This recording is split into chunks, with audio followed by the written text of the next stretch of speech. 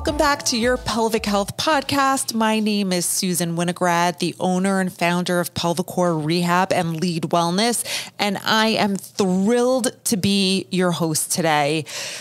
Today's conversation is going to be really, really interesting. I know some of you that have listened to my podcast in the past know that I've entered the wellness space to a different level. And that's because I truly believe there has never been a more important time in the history of our lives to empower ourselves and take control of our health. And that's why I am so excited to bring this conversation to you today with Melanie Costa Silva. She is actually an insurance agent. So I know you're all thinking, what the heck are you doing, Susan? This is not your style, but I think you'll understand in a minute that it totally is. Melanie, welcome. I'm so excited to have you here today. Thank you, Susan. I'm really excited to be here. I'm so excited. Melanie, I would love to introduce you, but I know that I'm not going to be able to do you justice and everything that you've done and the evolution of your career. So can you fill our listeners in about your sort of what you do and how you got to the place that you're in now? Yeah, it's an evolution, and it's funny because I feel like for me, all the biggest parts of my life all kind of happened by accident, right? There's never anything that you're looking for. In 2012, I was looking for work. I was pregnant and had just moved to Boca. Everything was kind of brand new. And insurance just kind of fell in my lap. Being pregnant changes the game a little bit. And so it kind of worked out that insurance would give me some flexibility. Yeah. So I said, you know what, let me find out. Let's try it. So I got licensed. I started working. And about a month into my insurance journey, I kind of had a wake-up call that really made it front and center. Why is it so important to be doing what I'm doing? It was no longer, I'm here because I need to make some money. My partner passed away suddenly and we didn't have any insurance, ironically, right? Wow. So right. It's just, it's funny how that happens. I still get a little emotional when I think about it because it was a really traumatic time for me to kind of navigate. And it's really what motivated me and created that passion to stay in the industry. Right. So all of a sudden, I fully understand, why do we need insurance? We need not just, life insurance because now all of a sudden I was a new mom. First time mom on my own. We had no backup. I was 23 years old, right. I was just kind of starting my career. So that propelled me to really stay in it for as long as I did. And so I stayed, I was working primarily with businesses that wanted to provide benefits. So that was really focused on medical, right? So for those next 5-6 years, I was focused on providing health insurance, supplemental insurance, anything that was going to provide a solution for medical expenses, essentially.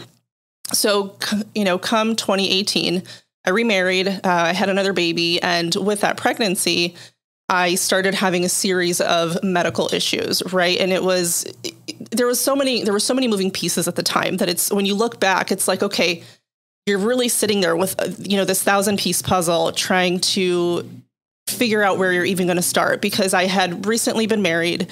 I had gone from being a single mom of one to now having a household and 2 stepdaughters, and I got pregnant pretty quickly again.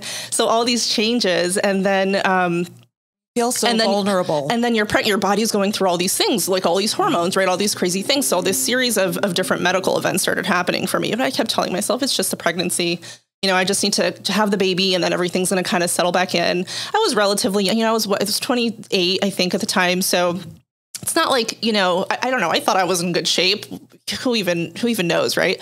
But so I go through the pregnancy, I have the baby, everything's great. And then I'm like, okay, so things started to improve. And then it all just went downhill from there, and I'm like, okay, so it's postpartum. Now I'm blaming it on postpartum. I'm like, it's just the body adjusting. It's the hormones. It's all these, whatever. It's all those different pieces. So I kind of ride that out for a solid year. And I'm like, you know what? It's not improving. I'm doing all the things. I'm eating all the right foods. I'm doing my best with everything that I have. So I decide to go to the doctor, right? I'm like, well, I'm going to go see my primary care doctor. I'm seeing my OB thinking that it's the hormonal stuff and what can she do? And we tried all these things. We tried birth control. We tried, all the typical, all the usual suspects. Prescriptions and medical. Yeah. The medical process. And really, it can only go so far.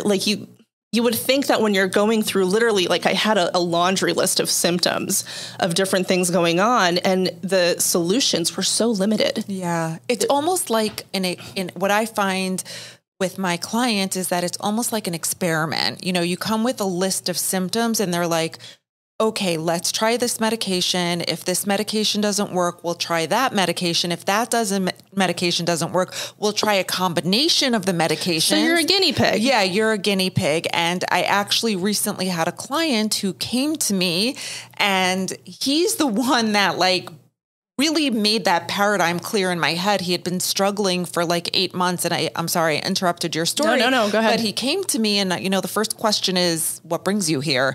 And he said, well, I've been struggling with, for 8 months. I've done the usual. I've gone from doctor to doctor to doctor. And then the last doctor I made an appointment with said, I have a solution. I have a plan. And he was so excited because after 8 months, someone said, I have a plan. Mm-hmm. So he's like, sitting on the edge of his seat, like waiting for a solution, waiting to get better. And the doctor was like, we're going to try this medication. And if this medication doesn't work, we're going to try that medication. And my client said, I looked at him and I said, that's not a plan. That's not a solution. That's an experiment. And he said at that point, he realized he needed to do something different. Yeah. Because truly, when you have those layers of symptoms, you need someone to look at all of them and put the pieces of the puzzle And exactly what together. You said, those layers, right? It's not just one thing. And that's what was happening. I started going to all these, I really spent probably 2 solid years, right? At this point, I've got a newborn, I've got a toddler going into toddlerhood. I'm going to all these specialists, literally hitting my out-of-pocket maximum for 3 years in a row, right? Spending all this money. Meanwhile, still seeking, functional and natural medicine outside of that because it was the only thing giving me relief. But still, I'm like, I have insurance. I'm really trying to work the system, right? Like, this is what I do for a living. This has to bring me somewhere. So I took it as far as I could take it, tried tons of prescriptions. And I tend to be really sensitive to like whenever there's a side effect, I'm going to get the side effect, so I couldn't do it anymore. I didn't have quality of life. I could barely parent the way I wanted to parent. I have these little girls at home. So I just I was over it. I said, I can't keep doing this. And, I hit a wall. So I kept pursuing the functional medicine. I was seeing results there because as you said, it is those layers, right? So when you go for those consultations, when you're having that type of treatment, you're digging into all those details because never once during all of those listen, the medicine as we know it has its place. I don't want to knock on the whole thing. I don't want to sound like I'm just bashing it. Absolutely. But at no point was I asked, what is my lifestyle like? How am I managing stress? How am I eating? How am I hydrating? Like none of those basic pieces, right?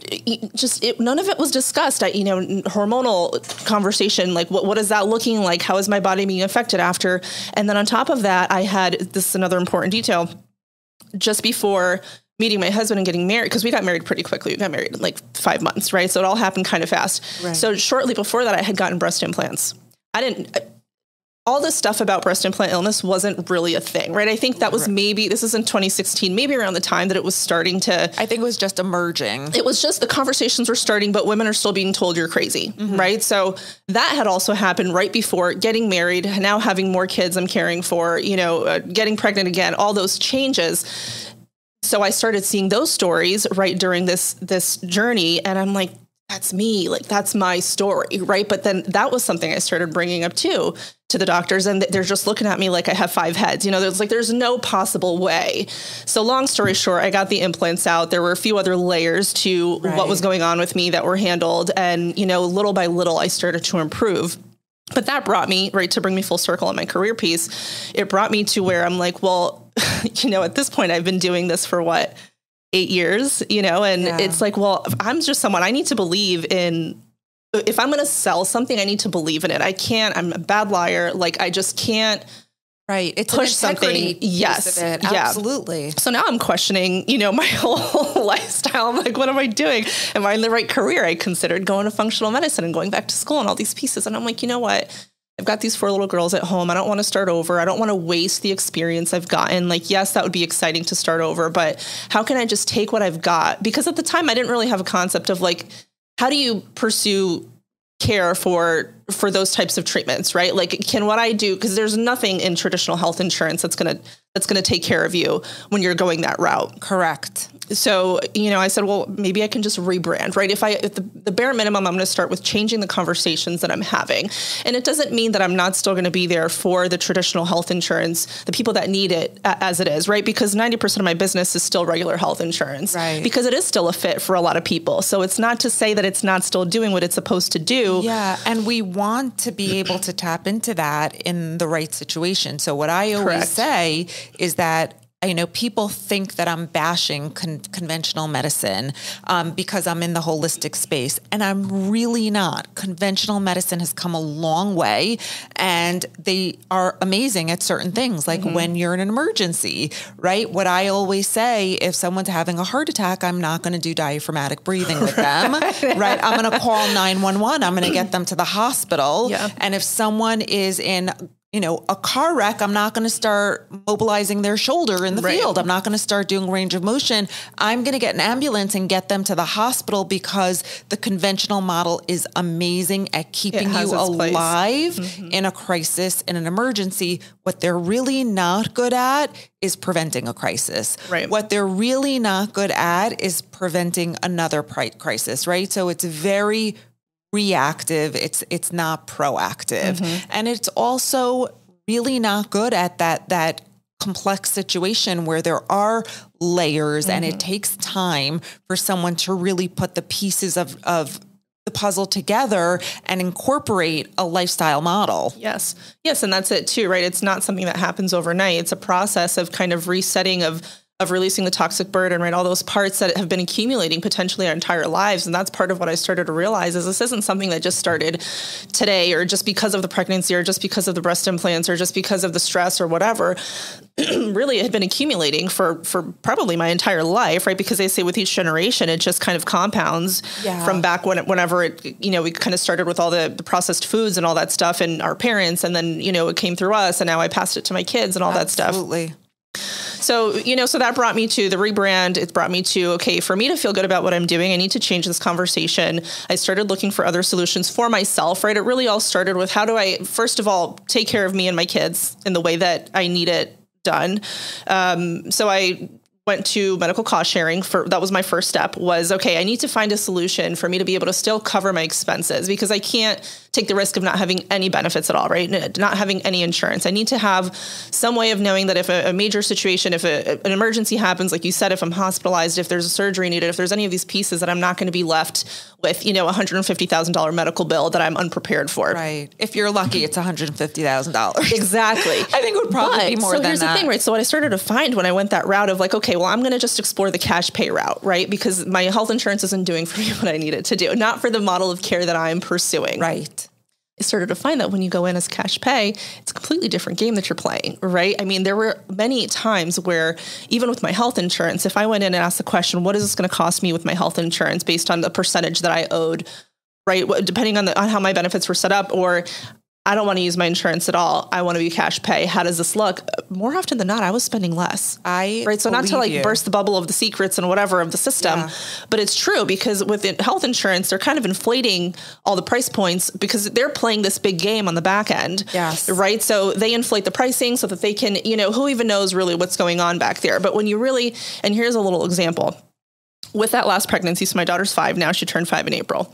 I remember being in labor, sitting in the hospital, right? You go in and they check you in, you go to the computer, they type your information in and whatever.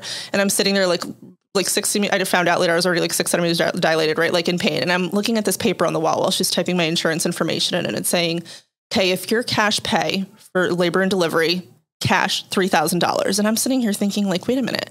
I already paid the $7,500 of my out-of-pocket maximum. Yeah. And that's so you're just telling me I could have spent $3,000 instead if I was cash?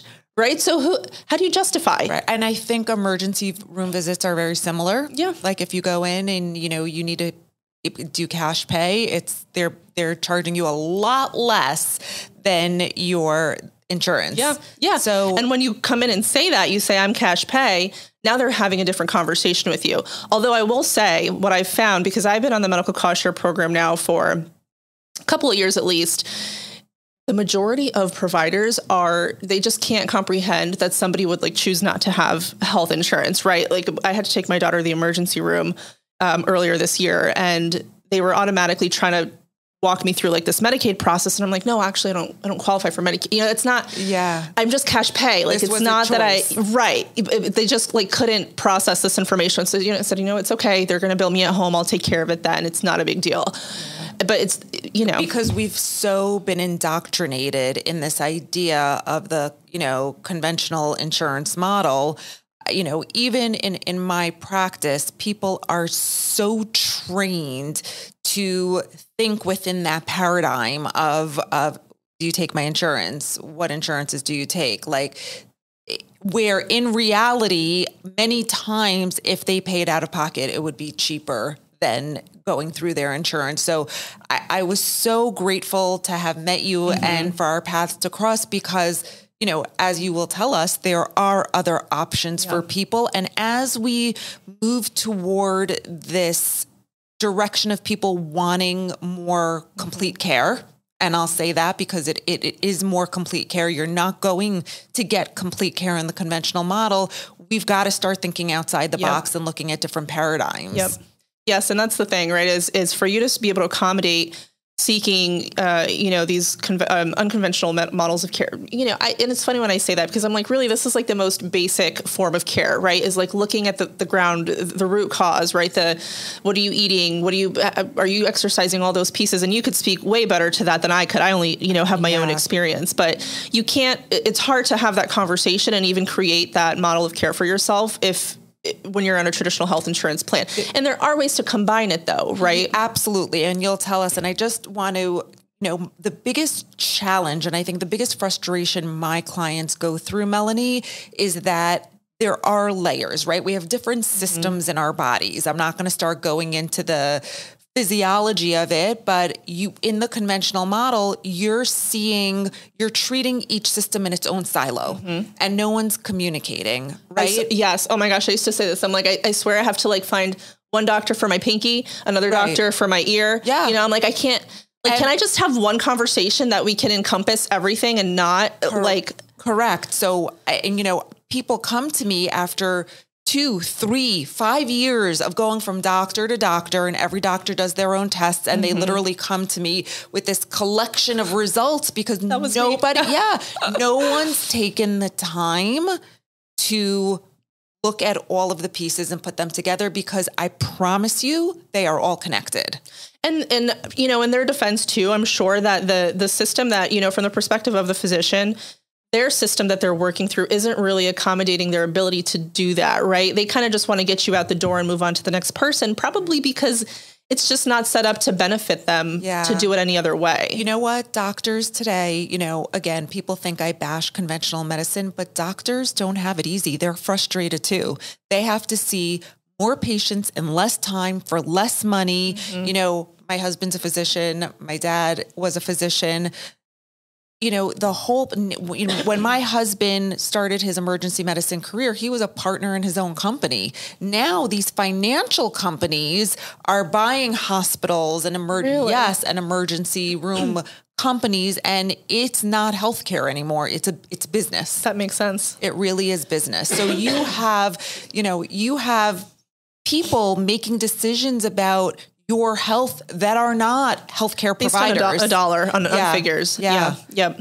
And so, that's, I bring that up again because I'm coming from the perspective of a frustrated person that went through this experience and, it is what it is for me. This is my story, but it doesn't mean that there isn't the other side of it. And I want to respect that. 100% agree with you. I'm on the same page as that. And I think it's really kind of important during these conversations to articulate that because it can come across as if we're kind of bashing the system and doctors. And I think doctors are trained to do, they're trained a certain way and they have the best of intentions. But their training is not set up in a way where they have the ability to provide that kind of complete care or the time. Right. They're using the tools that they have that they've been given. So they're doing the best that they can with that. Correct. Yeah. So tell us what an alternative model looks like. Yeah. So It's, I'm still pulling those pieces together. I'm not going to sit here and say that I've got it all figured out, because really, I think we're in a time of transition of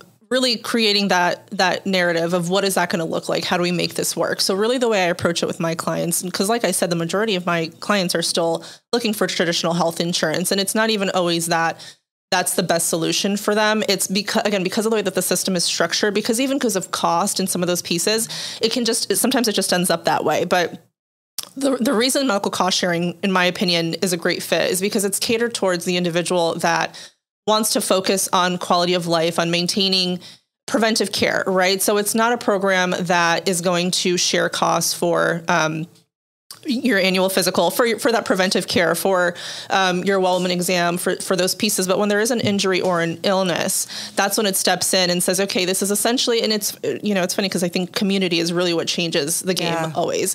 It's this community of people that choose to contribute into this pool of funds. And when the time comes that there is that injury or that illness, they take, the system takes from that pool of funds and helps, essentially reimburses the client after a certain dollar amount, depending on how, of course, these programs have all these different options and you can structure it the way that it's a fit for you. But I can use myself as an example.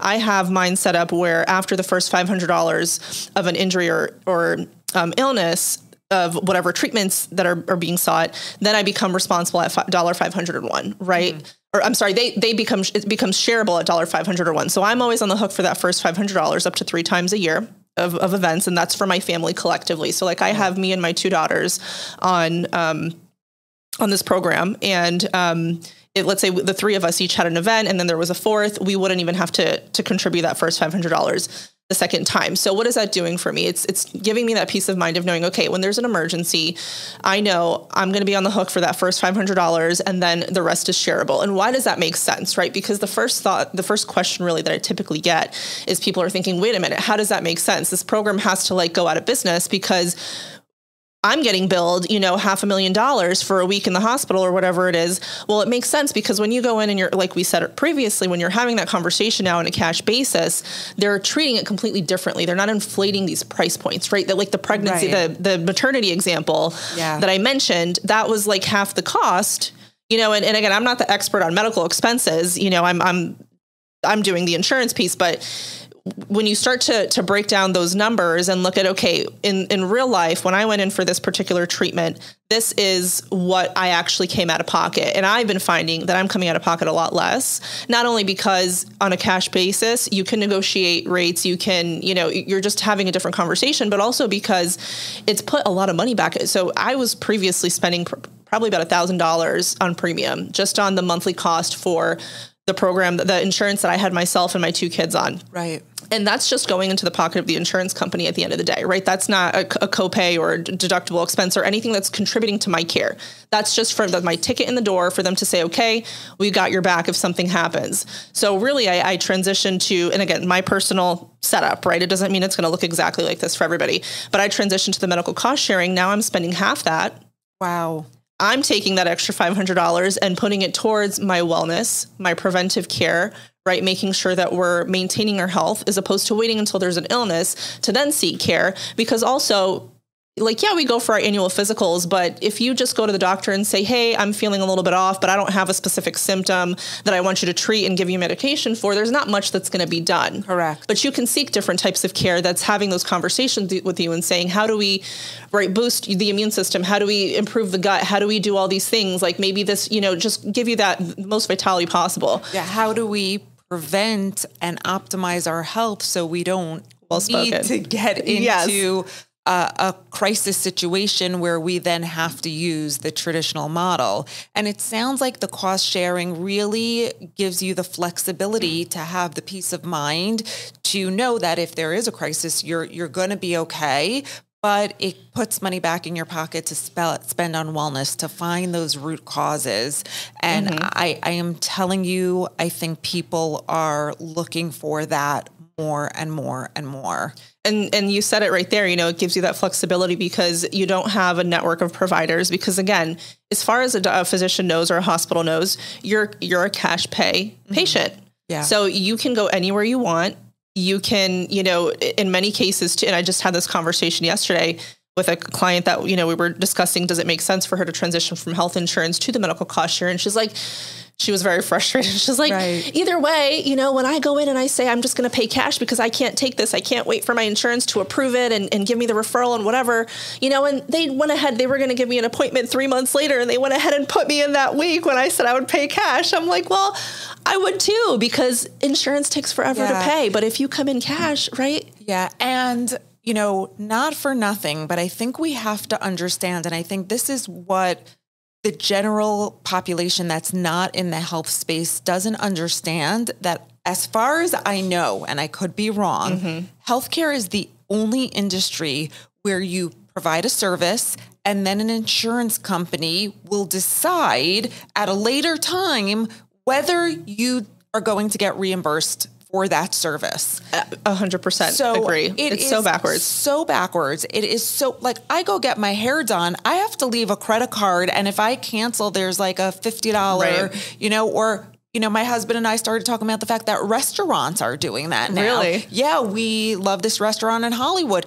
You have to leave your credit card number with them when you make a reservation. And if you cancel your reservation, then it's $10 per person that had a reservation. Okay. So, right. And when you do go to a restaurant, you pay at the time that services are rendered, right? You're not going to go eat at a restaurant, get your hair cut, get your nails done, anything you could imagine, go to the grocery store. You're going to pay at the time, either before or the time the services are rendered. You go to the movie, you pay before you see the movie. You buy the ticket. And so can I afford to go in and have this meal or watch this movie or whatever the case is? You go to a concert. Plan for it. You want to go to a Taylor Swift concert. You're going to pay big bucks, right? Yeah. But it's your choice, and you're going to pay before. The healthcare industry is the only industry where the healthcare provider is submitting a bill after services are provided, and then they will decide whether you get paid or not. Surprise, right? So, I understand why healthcare providers would rather have cash pay patients. Yeah. Yeah. And that's why it makes this process too so stressful. And half my job, so this is what I tell my clients too when they give me a call, because I get calls regularly, right, from people that maybe I've worked with or haven't, and they're nervous, they're scared, they're like, I don't want to make the wrong choice.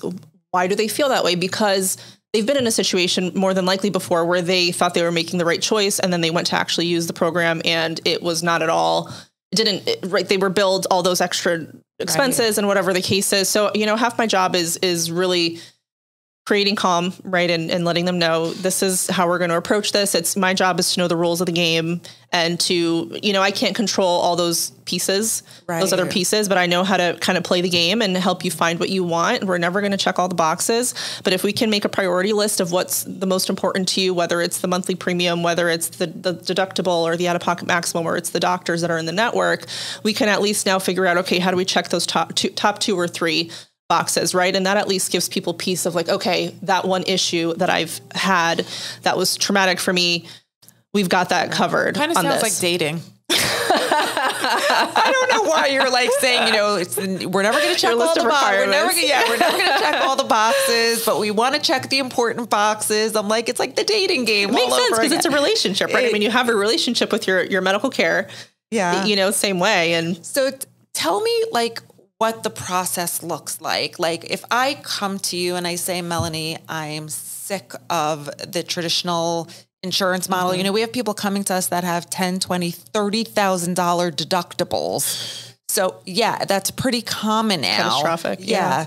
So really you're waiting for something catastrophic to happen.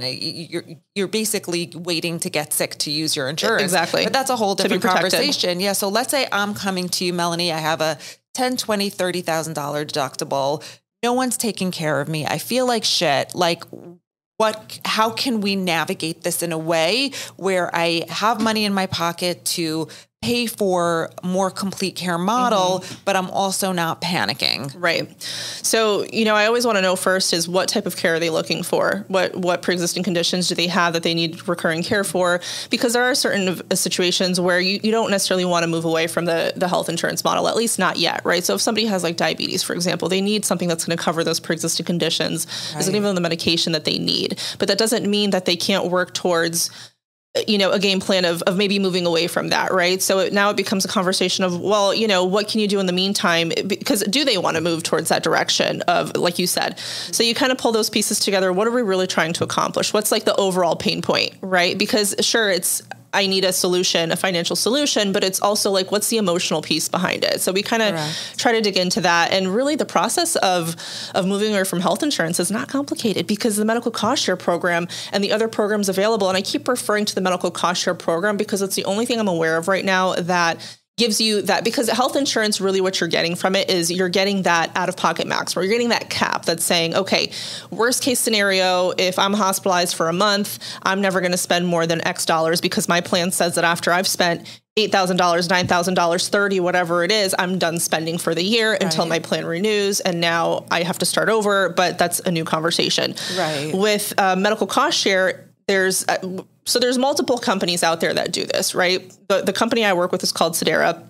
I like them for a lot of reasons, one of which they don't have a maximum as far as the expense limit, right? So, if that emergency happens, it's shareable, right? They've never had an event that was not shareable. I personally have, thankfully only had to use it for smaller things. But I know that that's there. And then it just becomes, okay, so now let's look at the costs, right? What is this going to put money back in your pocket on a monthly basis? Because really all you're doing is, for me, it's kind of a game of like, okay, what are the pieces we're working with and how do we divert funds? Because like, that's what it was for me, right? It was, I'm spending $1,000 a month and I'm not really getting the care that I need, but now. And the results that you were looking for. Exactly. Which I was pursuing that regardless. So I was still spending that money on the side too. So it becomes, okay, now I at least have that $500 back in my pocket to now pursue the care that I need. So you're really just, at the end of the day, Susan, you're just kind of repainting the picture. Yeah. You're using the same exact tools that you have and you're repainting the picture because the programs are simple. In a way that works for you. Exactly. Yeah. And it's just, so it's kind of restructuring, okay, the model of care that you need, the narrative of, am I going to be safe if I go this route or am I not? And when you just break down the facts and the details of like, this is how the program works. It is going to protect you for X, Y, and Z. That's what most people want to know is, am I protected when it comes down to it? And then it becomes the part that I found funny when I started down the road of the medical cost share is that I would call them, ahead of time just to say, hey, this thing is going on. I just want to kind of touch base and make sure that I understand how it's going to work. And, like I had one event last year where I was going to have to use anesthesia and it had a couple of options, one without it, one with it. And there was going to be the hospital expense, et cetera. And I'm like, well, do you guys, who makes the decision as to whether, like, are you going to approve if I go the route of needing anesthesia or do I need to do the office route? They're like, that's not up to us. That's up to you. Like, we don't make that decision. And I'm like, oh, so, wow, I'm not used to that decision. So really it's what I found is that I would call them with all these complex questions and they would kind of chuckle at me. They're like, it's actually very simple, but we're so used to this system of it being this complex process to navigate that we kind of create this big story in our minds that it's going to be complicated. Yeah. And I think that's why this conversation is so important, because as you're talking, I'm like, I keep thinking it boils down to the same thing that so many other things boil down to, and that's mindset. Mm-hmm. We have such limiting beliefs about how we need to approach health insurance and our health. And you know what, Melanie? We were talking about diabetes, and as I was trying not to interject, but 70% of deaths in the United States are due to top 5 chronic illnesses, which are reversible, right? So if people got that proactive care, if they shifted their mindset, there are so many things that people are taking cocktails and medications for that are reversible. If you think about it, the United States, we spend trillions of dollars a year on healthcare, but we are literally 47 out of 50 in health outcomes. So we're spending tons and tons of money, but we're in the bottom of the list of outcomes. And I think that's because, we're getting into like a whole Pandora's box of why that is big pharma and it's become a business. But again, it boils down to shifting our mindset and empowering ourselves to take control of our health. And it's actually simplifying it at the end of the day. Absolutely. It sounds amazing. I feel like I want to go home and talk to my husband about it. I'm like, why? Sometimes and it's true, we tell ourselves a story, and sometimes that story is based on a narrative that is not true. Well, and it's a lifetime of conditioning, right? Yeah. So you can't even, be mad about it. It's just, this is what we've been taught. And even, from my childhood, I know that health insurance looked very different back then than it does now. It's changed a lot. So back then it might have made more sense, and been a better fit. And even, like my dad is still on a plan that he's got grandfathered for like 30 years from his retirement and whatever, so his plan is great, Those don't I don't even know if those exist anymore. No, not really. Yeah. So Melanie, before I really kind of want to put this together in a package of like, what did health cost sharing allow you to achieve in your overall big picture of health that you were not able to do the traditional way? And I know I'm asking a complex question there, but like bullet points, like root cause and, like those words that people need to start hearing in order to take control of their health. Well, and you said it, right? That's what it did, is it allowed me to take control back over my healthcare, because I was so frustrated in this system of feeling like I was just kind of being pushed and pulled around in something that wasn't working for me. So it gave me that ability to take back control over my health, to make the decisions of what kind of care is a fit for me, and where do I want to go and seek that care, and how do I, control where my dollars are going, and having that integrity of knowing my money is going where it feels valuable to me, not because I have to, because this is the only solution, right. So it really just gave me that solution of saying, okay, now I can really take this and mold it however I want to, because I'm no longer a victim of a system that's not working for me. I absolutely think that's so important. And myself as a healthcare provider, helping people sort of undo the layers in looking at the whole picture, I would point people in your direction because it does help them find the root cause. It gives them control of their health. It's an individualized plan, right? It doesn't seem like there's, you're not a recipe, you're not cookie cutter. And it seems like you can really almost be the arbiter of your own destiny. Like you have these long-term health goals, and now you can navigate your healthcare in a way that you can make those goals happen. You can, get to your health destination or long-term goals. And I think that is such an important shift. And I think that you are on the frontier of it, my friend. I think you're going to be paving the way, and maybe now it's the road less traveled, but I think that you're paving the way that hopefully that will become mainstreamed. So thank you for being the pioneer, one of the pioneers of that. I think there's so much that we could talk about, but give me a couple of takeaways that you want to leave our listeners with. Yeah, what I would want to say is, I realize that this could sound daunting, especially if you've never considered walking away from the traditional health insurance system before. So what I want people to know is that the conversation about, is this a fit for you? It's not daunting. It's really just exactly that. It's a conversation of how do we keep control and power where you need it to be, right? And many times that does take us back to health insurance. And if that's the best solution for someone, that's what we're going to do, right? So it's really, if they're at all considering, is what I'm doing now a fit for me? I don't feel like it's helping me. I don't feel like it's doing exactly what I need.